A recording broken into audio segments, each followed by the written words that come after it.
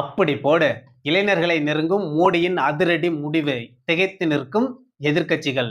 ஆம் ஆத்மிக்கு எதிராக திரும்பும் கரப்பான் பூச்சிகள். இளைஞர்களை களமிறக்கும் பாஜக. அதிரடி அரசியல் ஆட்டத்தை தொடங்கிய அண்ணாமலை. அண்ணாமலையா இப்படி செய்தார்? ஏன் இந்த மாற்றம்? வருந்தும் ஆதரவாளர்கள். அதிமுகவில் நடக்கும் அடுத்த அதிர்வு. தலைமை மாற்றத்திற்காக ஒன்றிணையும் இளைஞர்கள். எடப்பாடிக்கு கடும் நெருக்கடி. என்ன நடக்கிறது அரசியல் களத்தில்? வாருங்கள் இந்த வீடியோவில் பார்க்கலாம். அதற்கு முன்பாக நமது சேனலை சப்ஸ்கிரைப் செய்து கொள்ளுங்கள். அன்பு தமிழ் நெஞ்சங்களுக்கு அன்பு வணக்கம்.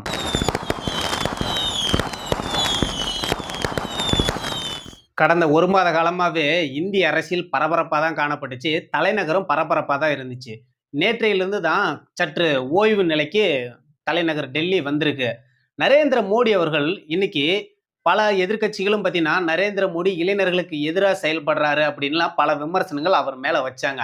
ஆனா ஒரே ஒரு காணொளி தான் வெளியிட்டாரு.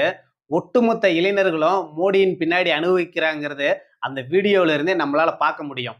ஒரு வீடியோ தான் 32 கோடி மக்கள் அந்த வீடியோவை பார்த்துட்டாங்க. அந்த வீடியோவில் கூட திரு நரேந்திர மோடி அவர்கள் இளைஞர்களின் எதிர்காலம் நம்ம நாட்டினுடைய வளர்ச்சிங்கிறத மையமா வச்சுதான் அந்த வீடியோவில் பேசியிருந்தாரு.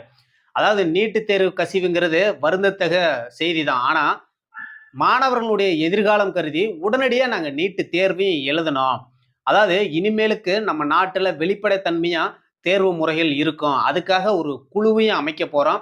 சிறப்பு நீதிமன்றத்தையும் அமைக்க போறோம். பாராளுமன்றத்திலையும் ஒரு புதிய சட்ட திருத்த மசோதாவை கொண்டு வரங்கிறது உறுதியளிச்சிருந்தாரு. அதெல்லாம் நரேந்திர மோடி அவர்கள் சொன்ன மாதிரியே இப்போ செய்ய ஆரம்பிச்சிட்டாரு. அவரு நேற்று அமைச்சாரு. அதாவது இன்ஃபோசிஸினுடைய தலைவரா இருக்கக்கூடிய நந்தன் அவர்களுடைய தலைமையில ஒரு சிறப்பு குழுவையும் அமைச்சாரு. அதுல சென்னை ஐஐடியினுடைய தலைவர் காமக்குடி அவர்கள், மற்ற முன்னாள் இஸ்ரோ தலைவர் சோம்நாத் அவர்கள், இந்த மாதிரி பெரும் டெக்னாலஜிலையும் சரி ஆளுமை திறன்லையும் சக்தி மிக்கவர்களை மையமா வச்சு ஒரு குழுவா நரேந்திர மோடி அவர்கள் நியமிச்சிட்டாரு. இன்னைக்கு பாராளுமன்றத்திலையும் சட்ட முன்வடிவை கொண்டு வர போறாங்க. அந்த சட்ட முன்வடிவுல முழுக்க முழுக்க இளைஞர்களை மையப்படுத்தி தான் நடக்கணும்னு மோடி அவர்கள் அதிரடி முடிவு எடுத்தாராமா. அதாவது அந்த சட்ட முன்வடிவை பத்தி அனைத்து பேச்சுக்களும் எதிர்கட்சிகளுடைய கேள்விக்கு இளைஞர்கள் தான் பதிலளிக்கணும் அப்படின்னு ஒரு முடிவெடுத்து தேஜஸ்வி சூர்யா, சுஷ்மா ஸ்வராஜ் அவங்களுடைய மகள் பன்சூரி ஸ்வராஜ், லால் கிருஷ்ணா, இந்த மாதிரி இளம் எம்பிக்களை வந்து முழுமையா களமிறக்கி அவங்களுக்கு உண்டான முழு வாய்ப்புகளையும் நரேந்திர மோடி கொடுக்கணும்னு சொல்லி உறுதி எடுத்து இந்த முடிவை முழுக்க முழுக்க இளம் எம்பிக்களோட கையில நரேந்திர மோடி அவர்கள் ஒப்படைச்சிருக்கிறாருங்கிறதான். பாஜக எப்பவுமே இளைஞர்களுக்கு முக்கியத்துவம் கொடுக்குங்கிறது பல நேரங்கள்லயும் அவங்க நிரூபிச்சுக்கிட்டே இருக்கிறாங்க. அடுத்தடுத்த தலைவர்களையும் பின்னாடி வச்சுக்கிட்டே இருக்கிறாங்க. ஆனா இங்க பல பேர் உருட்ட ஆரம்பிச்சிட்டானுங்க. அதாவது இந்த விசிகாவுடைய அமைச்சராக இருக்கக்கூடிய வன்னியரசு சொல்றாரு, மோடி அவர்கள் இதெல்லாம் வந்து சும்மா கண் துடைப்புக்காக பண்றாரு. இதெல்லாம் அவருடைய இமேஜை வந்து பில்ட் பண்றதுக்கு மட்டும்தான் இவரெல்லாம் இந்த மாதிரி குழு அமைச்சு இந்த மாதிரி எல்லாம் விசாரணை எல்லாம் பண்றதெல்லாம் சும்மா இதெல்லாம் கண் துடைப்புக்காக பண்றாரு. அவரோட பிம்பத்தை உயர்த்துறதுக்கு மட்டும்தான் இதெல்லாம் செய்யறாருன்னு சொல்லி வன்னியரசு பேசுறாரு. இவரெல்லாம் பேசுறதுக்கு என்ன தகுதி இருக்குது? கடந்த காலத்துல கூட்டணி கட்சியா இருக்கும்போது தேர்வு நடந்துகிட்டு இருக்கும்போது ரத்து பண்ணனாங்க திமுக. அன்னைக்கெல்லாம் வாயை மூடிட்டு இருந்துட்டு இன்னைக்கு வெளிப்படைத்தன்மையா ஒரு குழு நரேந்திர மோடி அமைக்கிறாரு. அதை பாராட்டுறதுக்கு துப்பு இல்லைனாலும் இவங்க இதெல்லாம் பேசுறாங்க. ஏன்னா இவங்க எல்லாருமே நீட்டு வேணான்னு சொல்ற கரப்பாம்பூச்சிகள். அதாவது இவங்க எல்லாம் இந்த மெடிக்கல் மாஃபியாவோட கட்டுப்பாட்டில் இருக்கக்கூடிய கைக்கூலிங்க தான் இங்க தமிழ்நாட்டில் இருக்காங்கிறது தான். எல்லாருமே இந்த கைக்கூலிகளுக்கு மட்டும்தான் வேலை செய்யறாங்களே தவிர ஆக்கப்பூர்வமா ஏழை எளிய மாணவர்களுக்கு இவங்க வேலை செய்யற மாதிரி ஒன்றும் தெரியலங்கிறதான். அதெல்லாம் இருந்தாலும் ஒரு பக்கம் அங்கெல்லாம் அப்படி இருக்குதுன்னா இங்க தமிழ்நாட்டோட அரசியல்களை இன்னும் படு வேகமா சூடு பிடிக்க ஆரம்பிச்சிருச்சு. அண்ணாமலை அவர்கள் இன்னைக்கு ஏபிஜே அப்துல் கலாம் ஐயா அவருடைய நினைவிடத்துக்கு போனதும் போனாரு. அவர் மேலான சர்ச்சைகள் ஒரு பக்கம் வட்டம் அடிக்க ஆரம்பிச்சிருச்சு. கடந்த பொள்ளாச்சியில் நடந்த மாநாட்டுல மதத்தை ஜாதியெல்லாம் வீட்டுல வச்சு பூட்டி போட்டுட்டு தான் வரணும் அப்படிங்கிறதெல்லாம் பேசினாரு. ஆனா இன்னைக்கு என்னடான்னா அண்ணாமலை அவர்கள் தன்னோட பேண்ட் பாக்கெட்லயே இஸ்லாமியர், அப்துல் கலாம் அவர்கள் இஸ்லாமியர் தான், அங்க உடனே இஸ்லாமியரோட மத அடையாளத்துல கர்ச்சீப் எடுத்து தலையில கட்டிட்டு அவர் செஞ்ச செய்கை தான் இன்னைக்கு பல விமர்சனங்களையும் வச்சிட்டு இருக்குது. அவங்க ஆதரவாளர்களை கூட அண்ணாமலையை வெறுக்கக்கூடிய நிகழ்வாதான் இன்னைக்கு பேசுறாங்க. இதெல்லாம் ஏன் திடீர்னு அண்ணாமலை அவர்கள் இந்த மாதிரிலாம் செய்யறாரு? எதுக்காக திடீர்னு இப்படி மாறுறாரு? கடந்த காலத்துல பாஜகல இருக்கும்போது கூட ப்ரவுட் ஹிந்தியன் ஹிந்து அப்படின்லாம் பேசினவரு, இன்னைக்கு வெளியில வந்த உடனே ஒரு சராசரி அரசியல்வாதியா மாறுறாரோன்னு அவங்க ஆதரவாளர்களே இப்போ சமூக வலைதளத்துல எழுதக்கூடிய நிகழ்வு எல்லாமே நடந்துகிட்டு இருக்குது. ஆனா அண்ணாமலை அவர்கள் எந்த விதத்திலையும் தவறா பண்ணல.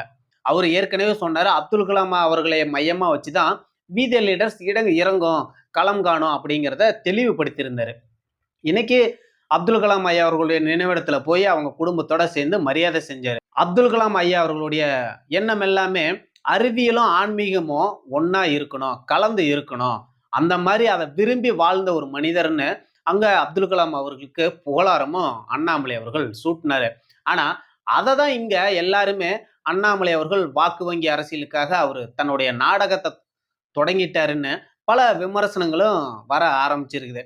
ஆனா அண்ணாமலை அவர்கள் ஏன் இப்படி திடீர்னு இந்த ஒரு ஸ்டாண்ட் எடுக்கிறாருங்கிறது அது பலருக்கும் நமக்கு எல்லாமே தெரிஞ்ச விஷயமும் கூட தான். அவரு பாஜக இருக்கிறவர்களும் பாஜகவோட கொள்கைக்கு உறுதியா பேசினாரு. அதுக்காக சண்டையும் இட்டாரு. இன்னைக்கு அதை விட்டு வெளியில வந்துட்டாரு. அவருக்குன்னு தனியா ஒரு இயக்கத்தை ஆரம்பிச்சுட்டாரு. அந்த இயக்கத்தினுடைய வளர்ச்சிக்கு என்ன தேவையோ அதை தான் அண்ணாமலை அவர்களும் செய்யறாரு. அதை தான் இங்க பலரும் இங்க விமர்சனமும் வச்சுக்கிட்டு இருக்காங்கிறதான். அதிமுகவுல அடுத்த கட்ட ஒரு சர்ச்சையும் அடுத்த கட்ட அதிர்வான ஒரு சம்பவம் மறுபடியும் நடக்க தொடங்கிருச்சு. ஒரு நாள் கூட அதிமுக அமைதி நிலையிலேயே இல்லைங்கிறது தான். ஏன்னா அதிமுகவில் இருக்கக்கூடிய பல இளம் தலைவர்கள் எல்லாமே இன்னைக்கு விலக ஆரம்பிச்சிட்டாங்க. கடந்த பாராளுமன்ற தேர்தலில் அண்ணாமலை அவர்களுக்கு எதிர்த்து நேர் எதிராக களம் கண்ட அதிமுகவோட வேட்பாளர் சிங்கை ராமச்சந்திரன் அவர்கள் இப்போ வெளியில போயிட்டாரு. அவர் வெளியில போனதுதான் மிகப்பெரிய சர்ச்சையாவும் இருக்கு. ஏன்னா அவர்தான் மாணவர் அணியினுடைய செயலாளரா இருந்தாரு. மாணவர்கள் கூட நெருக்கமா இருந்த ஒரு முக்கிய தலைவர் சிங்கை ராமச்சந்திரன் அவர்கள். அவர் இன்னைக்கு வெளியில போனதா பெரிய சர்ச்சையாவும் இன்னைக்கு பார்க்கப்பட்டுக்கிட்டு இருக்குது.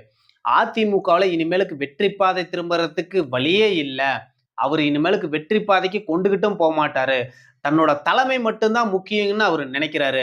இளைஞர்களுக்கு வாய்ப்பே கொடுக்க மாட்டேங்கிறாருன்னு பல விமர்சனங்கள் எடப்பாடி மீது தொடர்ந்து வட்டம் அடிச்சுக்கிட்டே இருக்குது.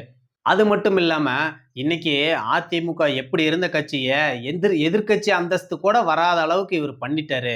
இளைஞர்களுக்கு துளியும் மரியாதையை கொடுக்க மாட்டேங்கிறாரு. எஸ்பி வேலுமணி போன்ற ஆளுமைகள் எல்லாமே இவர் ஒதுக்க ஆரம்பிக்கிறாரு. அந்த மாதிரி எல்லாம் பண்ணக்கூடாது. இன்னைக்கு இவரோட செயல்பாட்டை கண்டு பல அதிமுக தலைவர்கள் விஜய் பக்கம் மாற்று இயக்கத்தை பக்கம் நோக்கி போகக்கூடிய நிகழ்வுகள் நடந்துட்டு இருக்குது.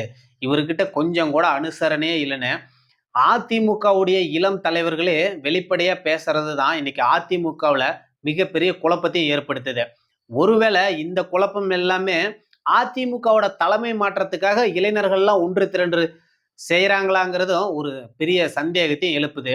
இதெல்லாமே எடப்பாடிக்கு மேலும் மேலும் நெருக்கடி தான் கொடுத்துட்டு இருக்குதுங்கிறதான். அது மட்டும் இல்லாம இந்த கரப்பான் பூச்சிகள் யாருனுடைய ஆதரவால இன்னைக்கு டெல்லியில போராடினாங்களோ அதே கரப்பான் பூச்சி இன்னைக்கு பஞ்சாப்ல மருத்துவ பணியாளர் வினாத்தாள் கசிவுக்கு ஆம் ஆத்மிக்கு எதிராகவே இந்த கரப்பாம்பூச்சி தலைவர் போராட ஆரம்பிக்க போறாராமா. அதாவது இவரோட அரசியல் அறிமுகங்கிறதே ஆம் ஆத்மியில தான் தொடங்குனுச்சு. அதுக்கப்புறம் அமெரிக்காவுக்கு படிக்க போனாரு. இன்னைக்கு அதே ஆம் ஆத்மிக்கு எதிராக பஞ்சாப்ல போராட்டம் பண்ண போறேன்னு கிளம்பிட்டாரு.